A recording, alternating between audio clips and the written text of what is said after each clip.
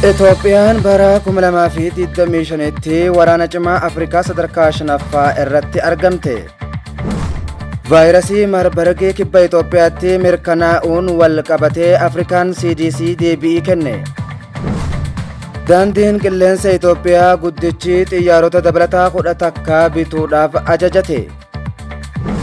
Itoophiyaan nageenya daandii fooyyessuuf akka Afrikaatti tattaaffii taasifamuu dursitee jirti. Waggaa lama dura namoonni osoo albuuda oopaalee baasanii lubbuudhaan dabranii turan lafeen isaanii argamuun sirni awwaalchaa raawwatame. Kanneen hangafoota oduutii Arrastan Mahmad amma oduu bal'inaan. Itoophiyaan bara 2025tti waraana cimaa Afrikaa sadarkaa shanaffaa irratti argamte. Gabaasni dhiyeenya kana Global Fire Power baasee Itoophiyaan bara 2025tti humna waraanaa cimaa Afrikaa keessaa sadarkaa shanaffaarra kan kaa'e yoo ta'u, Masriin sadarkaa olaanaa qabattee jirti. Sadarkaan kun wantoota akka guddina humna lafaa, meeshaa waraanaa ammayyaa akkasumas cimina dandeettii humna galaanaa fi qilleensaa irratti hundaa'a. Waggaatti tilmaamaan doolaara biliyoona 5.88 waraana isiif kan baastu Masriin taankii konkolaataa fi heelikooptara sadarkaa olaanaa qabaniin ardii Afrikaa dursaa jirti. Investimentiin guddina meeshaalee ammayyaa fi sirna ittisaa irratti gootee humna waraanaa cimaa Afrikaa ta'uun ejjannoo isii cimsa. Itoophiyaan loltoota lafaa baay'inaan qabduun kan beekamtu yoo ta'u, waraana isiif waggaatti naannoo doolaara biliyoona 2.10 baafti. Biyyattiin humna lafaa cimaa ijaaruu, sirna ittisa qilleensaa, nageenya daangaa eeguu irratti xiyyeeffannaa guddaa kenniti. Itoophiyaan nageenya keessoo fi misooma loltoota irratti xiyyeeffachuun isii sadarkaa isii fooyyessuu itti fufte. Yeroo gabaabaa keessatti Itoophiyaan sadarkaa tokkoffaa yookaan lammaffaa irratti waan dorgomuudhaaf deemtu fakkaatti jechuudhaan xiinxaltoonni dubbatan. Biyyoonni Afrikaa humna waraanaa beekamaa qaban baroon Aljeeriyaa, Naayijeeriyaa, Afrikaa Kibbaa, Angoolaa, Morookoo, Dimokiraatik Koongoo, Suudaanii fi Liibiyaas dabalata. Gabaasni kun sababni Afrikaa dandeettii waraanaa isaanii cimsuuf yeroo hojjetanitti xiyyeeffannoon ittisaa fi nageenyaa guddachaa dhufuu kan mul'isudha. Vaayirasii Marbargee kibba Itoophiyaatti mirkanaa'uudhaan wal qabatee Afrikaan CDC deebii kenne. Giddugallee to'annoo fi ittisa dhukkuboota Afrikaa naannoo kibba Itoophiyaa keessatti weerarri dhibee vaayirasii Marbargee akka jiru mirkaneesse. Gabaasa torbee sadaasaa 10/16/2025 dhaabbatichi ministeera fayyaa federaalaa Itoophiyaa fi Inistituutii Fayyaa Hawaasa Itoophiyaa weerara vaayirasii kanaaf deebii ariifataa fi iftoominaan kenneef galateeffatee jira. Gareen Afrikaa CDC biyya keessaa weerara vaayirasii koronaa to'achuu fi hawaasa eegsisuuf aangawoota Itoophiyaa waliin dammaqinaan tumsaa jiru. Gareen kun deebii bu'aa qabeessa ta'e mirkaneessuuf deeggarsa teeknikaa kennuu fi haala jiru itti dhiyeenyaan hordofaas jira.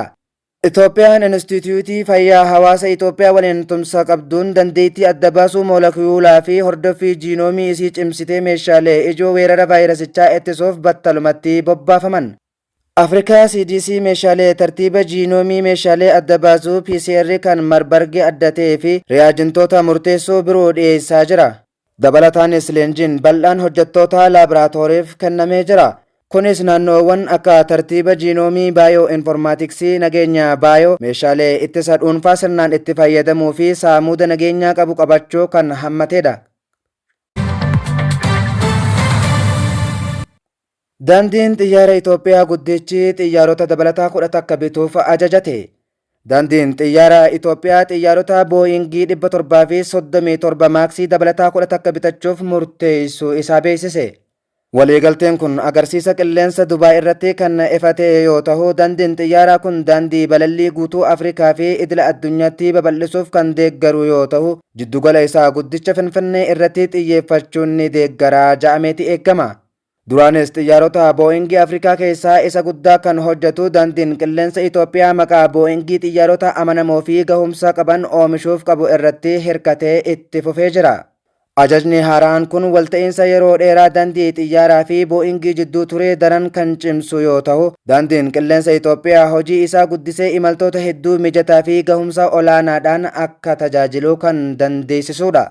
Dhaabbanni Aerospace addunyaa irratti adda duree ta'ee Booyingii maamiltoota addunyaa maraaf xiyyaaraa fi oomishaalee biroo diizaayinii godheeti oomisha. Waliigalteen yeroo dhiyoo kun daandiin qilleensa Itoophiyaa neetwoorkii isaa babal'isuu fi industirii aviyeeshinii keessatti qooda fudhattoota ijoo ta'uun ejjennoo isaa eeguuf kutannoo qabaachuu isaa kan mul'isudha. Itoophiyaan nageenya daandii fooyyessuuf akka Afrikaatti tattaaffii taasifamuu dursitee jirti. Itoophiyaan mootummaa hawaasaa naannoo fi michooma idila addunyaa waliin tumsuun nageenya daandii naannoo isaa guddisuuf tarkaanfiiwwan gurguddoo fudhachaa jirti. Tarsiimoon biyyattii uummata barsiisuu bu'uuraalee daandii fooyyessuu seera tiraafikaa kabachiisuu irratti xiyyeeffata. Kanaan walqabatee ministeerri Alamuu Simee nageenyi daandii mirkaneessuu keessatti itti gaafatamummaa waliinii barbaachisaa ta'uu ibse. Kana malees piroojektota akka misooma kooriidarii magaalaa kanneen namoota miilaan deeman, namoota baaskileetii oofanii fi konkolaachiftota eeguuf kaayyeeffatan cimsanii dubbatan. Itoophiyaan carraaqqii karoora hojii nageenyaa daandii Afrikaa kan daandii nageenyaa qabu itti gaafatamummaan konkolaachisaa to'annoo saffisaa fi kunuunsa balaa boodaa fooyya'aa ta'e dagaagsuu waliinii wal simsiisaa jirti. Gamtaan Afrikaa fi dhaabbileen biroo Itoophiyaan jalqabbii nageenyaa daandii irratti fakkeenya akka taate beekamtii kenne. Balaa daandii hir'isuuf guutuu Afrikaa kana keessatti tumsi barbaachisaa ta'uu cimsanii kan dubbatan yoo ta'u, galmi guddaan bara 2030tti du'a daandii irraa Afrikatti walakkaan hir'isuudha jedhame. Hubannoo uumuuf guyyaan nageenya daandii Afrikaa sadaasa hunda kabajamuun miidhamtoota balaa daandii kabajuu fi tarkaanfiiwwan nageenyaa babal'isuuf ni kabajama. Hoggansi Itoophiyaa gama kanaan qabdu guutuu naannichaa keessatti daandii nageenyaa qabu uumuu fi lubbuu namaa baraaruuf kutannoo qabdu kan calaqqisiisudha. Waggaa lama dura namoonni osoo albuuda ooppaalee baasanii lubbuun dabranii turan lafeen isaanii argamuudhaan sirni awwaalchaa raawwatame. Naannoo Amaaraatti namoonni osoo albuuda ooppaalee baasanii lubbuun dabree ture lafeen isaanii argamuudhaan sirni awwaalchaa gaggeeffame. Bara 2016 keessa naannoo Amaaraa godina Walloo Kibbaa aanaa Dalantaatti dargaggoonni 8 osoo albuuda ooppaalii baasaa jiranii holqii boolla albuuda keessaa baasaa jiranii irratti jiguun lubbuun isaanii dabree ture lafeen isaanii argamuun sirni awwaalchaa raawwatamuun gabaafame. Dargaggoonni kun aanaa Dalantaa iddoo Qoqwahaa jaamuun bal'inaan beekamutti gurraandhala 8 bara 2024 osoo albuuda ooppal baasuuf yaalaa jiranii holqii albuuda keessaa qotan irratti kufuun lubbuun isaanii baraaruun osoo hin danda'amin hafe. Kanaas rakkisaa kan taasise haala teessuma lafichaa ta'uu bulchaan aanichaa yeroo sanitti ibsee ture. Ibsa kominikeeshiniin godina Walloo Kibbaa torbee dabre baaseen mootummaan lubbuu dargaggoota baraaruuf carraaqqiin adda addaa godhamus dargaggoota awwaala isaanii keessaa baasuun akka hin danda'amne ibse. Haa ta'u malee torbee dabree sadaasa 13 bara 2025 lafeen dargaggoota kanaa argamuun iddoo firoottanii fi hiriyoonni isaanii irratti argamanitti sirni awwaalchaa raawwachuun ibsame.